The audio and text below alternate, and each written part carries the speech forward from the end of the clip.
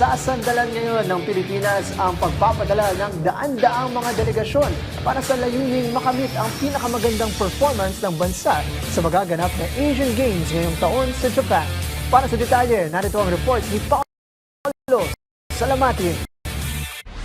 Nakatakdang magpadala ang Pilipinas ng mahigit 400 mga atleta para sa magaganap na 28th Asian Games mula September 19 hanggang October 4 sa Aichi, Nagoya, Japan. Ayon kay Philippine Olympic Committee President Abraham Bambol Tolentino, umabot na sa 419 ang bilang ng mga atletang bubuo sa delegasyon ng bansa. Bagamat posible pa itong madagdagan, depende sa mga huling pagbabago sa listahan.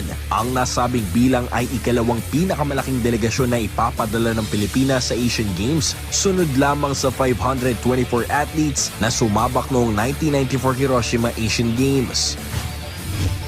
Everything is set. 419. Sarado na yon. Pwede mabuhasan ng 2, 3. Pwede madagdagan ng 1, 2. So maglalaro lang ng 420. Okay, ang last ongoing pa hanggang next week, gymnastics. Pero hanggang 5 lang yun. Kasama na yun sa 419. Yung women. Yung isang men, pumasok na eh. So yung sa last pa, yung e-sports, tapos na eh, pumasok na yung 30. Kabilang sa mga inaasahang mangunguna sa kampanya ng Pilipinas sa mga Olympian at World Champion na pangungunahan ni na Carlos Yulos sa gymnastics, kasama ang mga pambato ng boxing, swimming, jiu-jitsu, esports at golf. Samantala, binigyang din ni Tolentino na dumaan sa mahigpit na qualification process ang mga atletang kasama sa delegasyon, kaya naman abot kamay umano ang pagsungkit sa mas maraming medalya ngayong taon. Itingin natin mag-break yung last. So, Palembang at saka Hangzhou.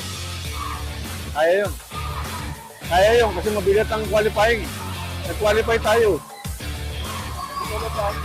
Oo, correct. Ngayon may qualifying. So yun yung magdadala doon. Target ng Pilipinas na higitan ang 4 na gintong medalya na nakuha nito sa 2018 Palembang Games at 2022 Hangzhou Asian Games. Kapag nagtagumpay, may tatala ito bilang pinakamahusay na performance ng Pilipinas sa Asian Games mula pa noong 1962 Jakarta edition, kung saan nakasungkit ang bansa ng 7 gintong medalya. Paolo Salamatin para sa Atletang Pilipino para sa Bayan.